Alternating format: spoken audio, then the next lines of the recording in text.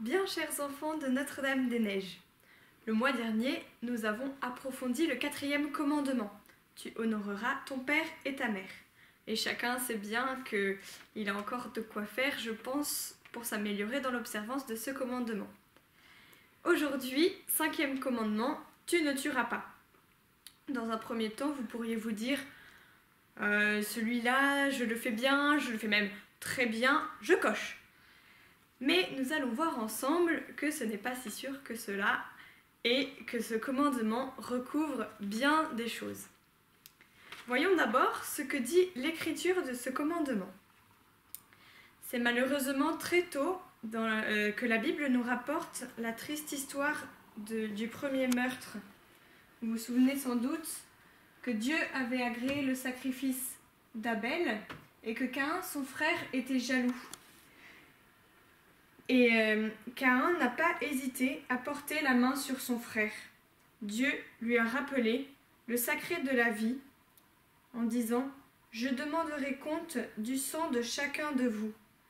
Qui verse le sang de l'homme, par l'homme aura le sang versé, car à l'image de Dieu, l'homme a été fait. » Dans le livre de l'Exode, au chapitre 23, on trouve aussi « Tu ne feras pas mourir l'innocent et le juste. » Donc, tuer un innocent est gravement contraire à la dignité de la personne et à la sainteté du Créateur. Après ce bref survol de l'Écriture sainte, voyons ce qu'interdit le 5e commandement. Tout d'abord, il interdit l'homicide du corps. Cela vous paraît peut-être évident, mais il est bon de le rappeler. Et on peut dire que nul ne peut priver une autre personne ou soi-même de la vie ou la possibilité de vivre. Le 5e commandement interdit le meurtre de l'avortement. Tuer un enfant dans le ventre de sa maman est gravement contraire à la loi de Dieu. L'être humain, dès sa conception, doit être traité comme une personne. C'est un combat très actuel qui demandera de tenir bon pour sauver des vies. Car pour tous, il n'est pas évident que le bébé dans le ventre de sa maman est un petit être humain. Alors, courage! Ce commandement interdit aussi l'euthanasie directe. Cela consiste à mettre fin à la vie des personnes malades, handicapées ou proches de la mort. Ce domaine soulève aussi des questions bien débattues aujourd'hui. Et bien que toutes les situations soient compliquées, ce n'est pas nous qui avons le droit de vie ou de mort sur les personnes. Dieu seul est le maître. Il faut beaucoup d'amour pour les personnes en fin de vie. C'est cela qui change tout. Et on peut citer ici le bel exemple du vénérable Jérôme le Jeune, que vous connaissez sans doute. Ce professeur est un grand savant et en même temps un saint. Il a découvert par ses recherches la trisomie 21 et jusqu'à la fin de sa vie a cherché le remède à ce handicap. Il s'est occupé des enfants trisomiques à qui il donnait beaucoup d'amour. Et comme il n'est mort qu'en 2005, beaucoup de personnes encore vivantes l'ont connu et peuvent témoigner combien il a pu les aider pour leurs enfants. Et grâce à lui, beaucoup d'enfants trisomiques ont pu voir le jour. Le 5e commandement interdit bien sûr que l'on tue les corps, mais aussi que l'on tue les âmes. Cela est plus subtil et parfois peut être oublié. Dans l'Évangile selon saint Matthieu, au chapitre 5, notre Seigneur nous a dit « Mais moi, je vous le dis, tout homme qui se met en colère contre son frère en répondra au tribunal. Si quelqu'un insulte son frère, il en répondra au grand conseil. Si quelqu'un maudit son frère, il sera passible de la géhenne de feu. » Jésus va bien plus loin que la loi ancienne. Sa loi est spirituelle. nous devons non seulement avoir les mains pures, mais aussi et surtout le cœur pur. Ce commandement prescrit de respecter la dignité de toute personne. Chacun a été créé à l'image et à la ressemblance de Dieu. Chacun est unique à ses yeux. Nous n'avons donc pas le droit de faire n'importe quoi avec notre corps et avec notre âme. Voyons maintenant ce qu'est commandé par ce précepte. Alors, d'abord, la paix. La 6e béatitude est la suivante. Bienheureux les artisans de paix, ils seront appelés fils de Dieu. Tu ne tueras pas n'est pas seulement un précepte qui interdit. Il l'est, nous l'avons vu. Mais Jésus nous fait nous dépasser. Un chrétien, en plus de ne pas tuer comme tous les hommes, doit construire la paix.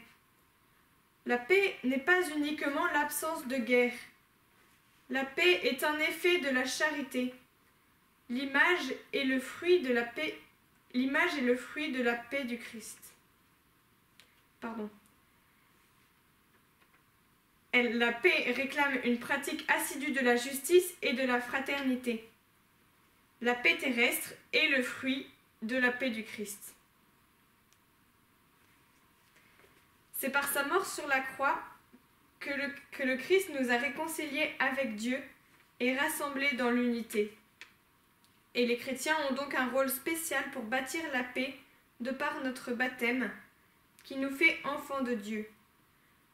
Notre Seigneur est mort pour tous, et nous devons donc aimer comme lui tous les hommes. Sinon, ce serait détruire son œuvre de rédemption. Un petit exemple pour illustrer cela.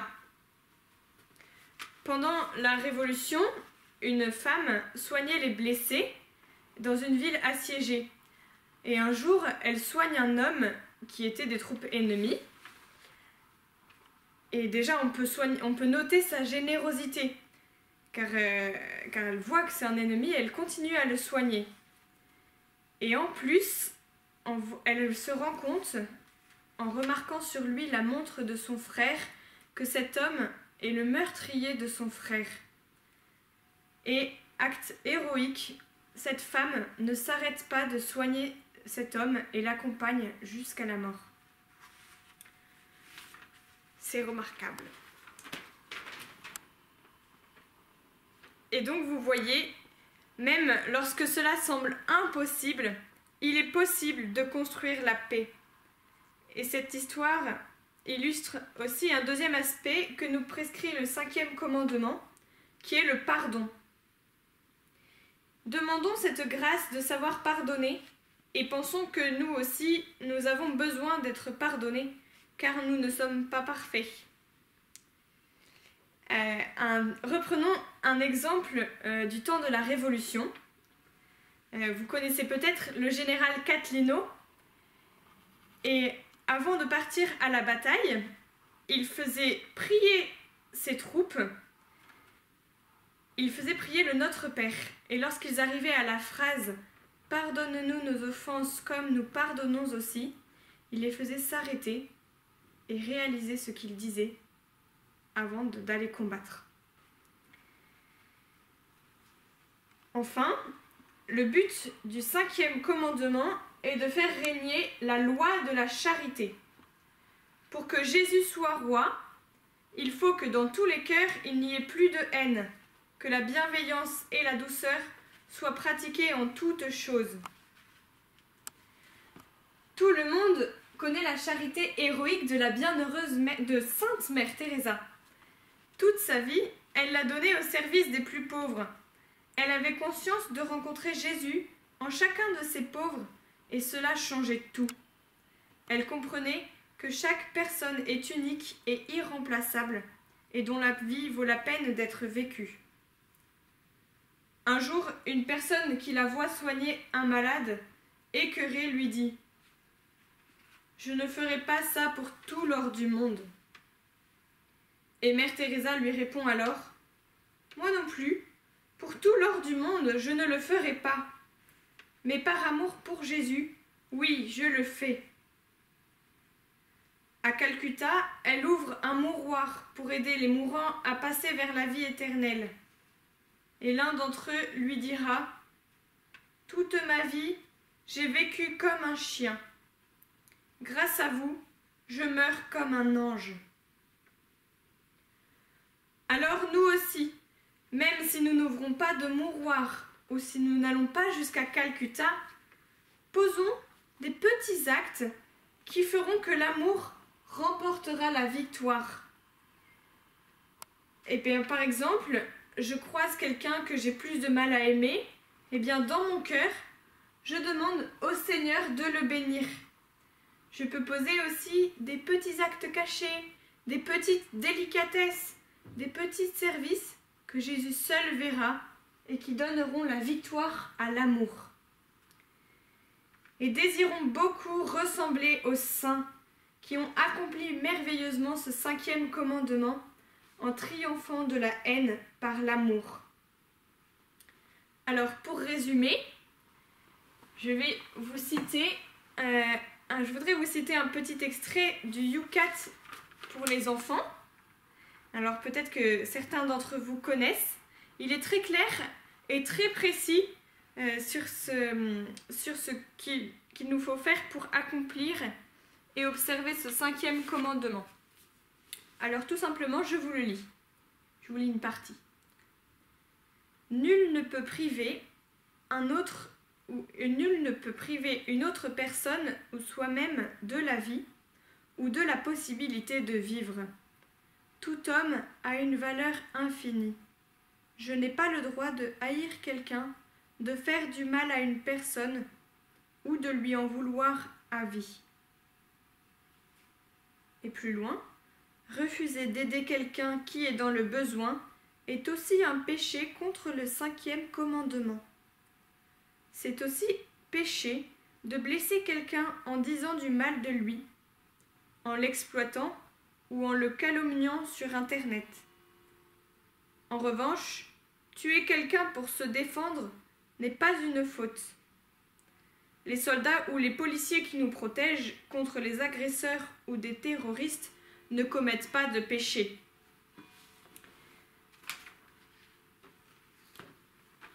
Alors, en avant pour la sainteté, encordée à Notre-Dame-des-Neiges et au sein du ciel.